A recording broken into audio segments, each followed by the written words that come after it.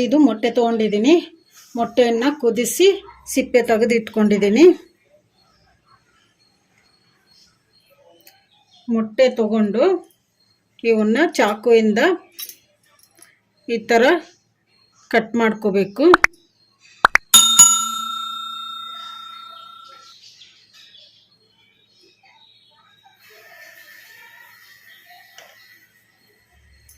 ಈ ಥರ 4 side cut ಮಾಡ್ಕೋಬೇಕು. ಈಗ ಎಲ್ಲ ಮೊಟ್ಟೆಯನ್ನು ಈ ಥರ ಕಟ್ ಮಾಡ್ಕೊಂಬಿಡೋಣ. ಎಲ್ಲ ಮೊಟ್ಟೆಯನ್ನು ಕಟ್ ಮಾಡಿ ಇಟ್ಕೊಂಡಿದ್ದೀನಿ. ಈಗ ಈ ಮೊಟ್ಟೆಗೆ ಮಸಾಲ ರೆಡಿ ಮಾಡ್ಕೊಂಬಿಡೋಣ. ನಾನು ಒಂದು ಬಟ್ಲ ತೊಗೊಂಡಿದ್ದೀನಿ. ಬಟ್ಲಕ್ಕೆ 1 ಸ್ಪೂನು ಖಾರ ಪುಡಿ ಹಾಕೋಣ. ಒಂದು ಅರ್ಧ ಸ್ಪೂನು ಅರಿಶಿನ ಪುಡಿ ಹಾಕೋಣ. ಒಂದು ಸಣ್ಣ ಸ್ಪೂನಷ್ಟು ಕರಿಮೆಣಸಿನ ಪುಡಿ ಹಾಕೋಣ. 1 ಸ್ಪೂನು ಗರಂ ಮಸಾಲ ಹಾಕೋಣ. ರುಚಿಗೆ ಎಷ್ಟು ಬೇಕಷ್ಟು ಉಪ್ಪು ಹಾಕೋಣ. ಈಗ ಇವನ್ನ ಚೆನ್ನಾಗಿ ಕಲಿಸ್ಕೊಂಬಿಡೋಣ. ಚೆನ್ನಾಗಿ ಮಿಕ್ಸ್ ಆಗೋವರೆಗೂ ಕಲಿಸ್ಕೊಂಬಿಡೋಣ. ಎಲ್ಲ ಮಸಾಲ ಎಲ್ಲ ಚೆನ್ನಾಗಿ ಕಲಿಸ್ಕೊಂಬಿಟ್ಟಿವಲ್ಲ. ಈಗ ಈ ಮಸಾಲನ್ನ ನಾವು ಕುದಿಸಿ ಕಟ್ ಮಾಡಿ ಇಟ್ಕೊಂಡಿದ್ವಲ್ಲ ಮೊಟ್ಟೆ, ಈಗ ಈ ಮೊಟ್ಟೆಗೆ ಸ್ಟಫ್ ಮಾಡಿಬಿಡೋಣ. ಈ ಥರ ಮೊಟ್ಟೆಗೆ ನಾವು ತಗೊಂಡಿರೋ ಮಸಾಲನ್ನ ಸ್ಟಫ್ ಮಾಡ್ಕೋಬೇಕು.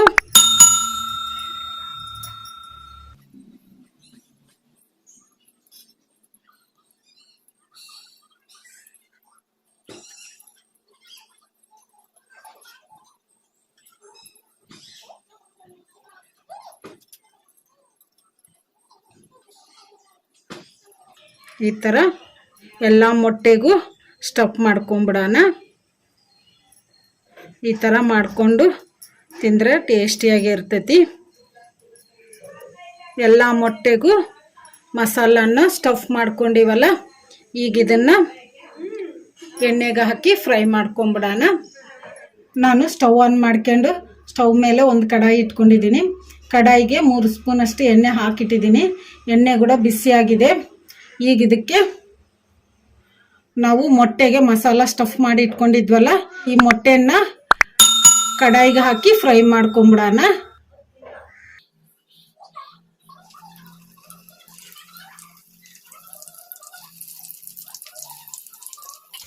ಫ್ಲೇಮು ಮೀಡಿಯಂ ಫ್ಲೇಮಲ್ಲಿ ಫ್ರೈ ಮಾಡ್ಕೋಬೇಕು. ಮೊಟ್ಟೆನ 1-2 ನಿಮಿಷ ಫ್ರೈ ಆದಮೇಲೆ ಮೆಲ್ಲಕ್ಕೆ ಟರ್ನ್ ಮಾಡ್ಕೊಂತ ಫ್ರೈ ಮಾಡ್ಕೋಬೇಕು. ಮೊಟ್ಟೆನ ಚೆನ್ನಾಗಿ ಫ್ರೈ ಮಾಡ್ಕೋಬೇಕು.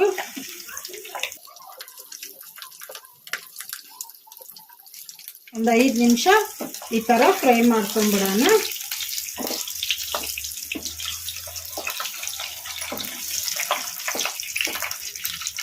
ಈಗ 5 ನಿಮಿಷ ಆಗಿದೆ.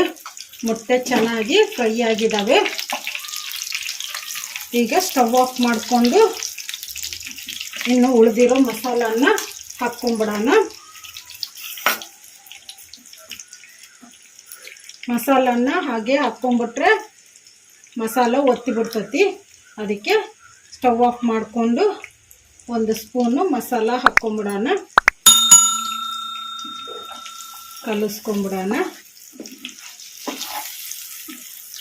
ಈಗ ಈ ಮಸಾಲ ಎಲ್ಲ ಈ ಕಡಾಯಿ ಹೀಟಿಗೆ ಫ್ರೈ ಆಗ್ತೈತಿ. ಕಲಿಸ್ಕೊಂಬಿಟ್ಟಿವಲ್ಲ, ರೆಡಿಯಾಗಿದೆ ಸ್ಟಫ್ಡ್ ಮೊಟ್ಟೆ ಫ್ರೈ. ಈಗ ಇದನ್ನು ಒಂದು ಪ್ಲೇಟಿಗೆ ತಕ್ಕೊಂಬಿಡೋಣ.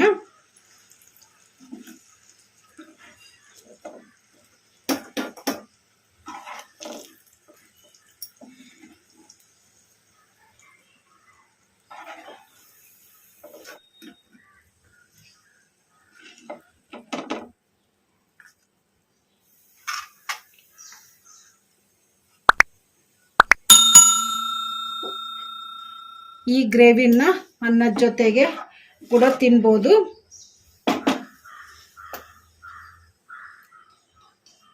ರೆಡಿಯಾಗಿದೆ ಮೊಟ್ಟೆ ಸ್ಟಫ್ಡ್ ಫ್ರೈ. ಇದನ್ನು ಅನ್ನ ಸಾಂಬಾರು ಜೊತೆಗೆ ಸೈಡ್ ಡಿಶ್ ಥರ ಆದರೂ ತಿನ್ಬೋದು, ಹಾಗೆಯೇ ಈವ್ನಿಂಗ್ ಸ್ನ್ಯಾಕ್ ಥರ ಆದರೂ ಮಾಡಿಕೊಂಡು ತಿನ್ಬೋದು. ಮಕ್ಕಳಿಗೆ ಈ ಥರ ಮಾಡಿಕೊಟ್ರೆ ತುಂಬ ಇಷ್ಟಪಟ್ಟು ತಿಂತಾರೆ. ಮಕ್ಕಳು ಕುದಿಸಿರೋ ಮೊಟ್ಟೆಯನ್ನು ತಿನ್ನೋದಿಲ್ಲಲ್ಲ, ಅಂಥ ಟೈಮಲ್ಲಿ ಈ ಥರ ಸ್ಟಫ್ಡು ಮೊಟ್ಟೆ ಫ್ರೈನ ಮಾಡಿಕೊಟ್ರೆ ಮಕ್ಕಳು ಇಷ್ಟಪಟ್ಟು ತಿಂತಾರೆ. ಮನೆಯಲ್ಲಿ ಎಲ್ಲರೂ ಇಷ್ಟಪಡ್ತಾರೆ. ನೀವು ಟ್ರೈ ಮಾಡಿ.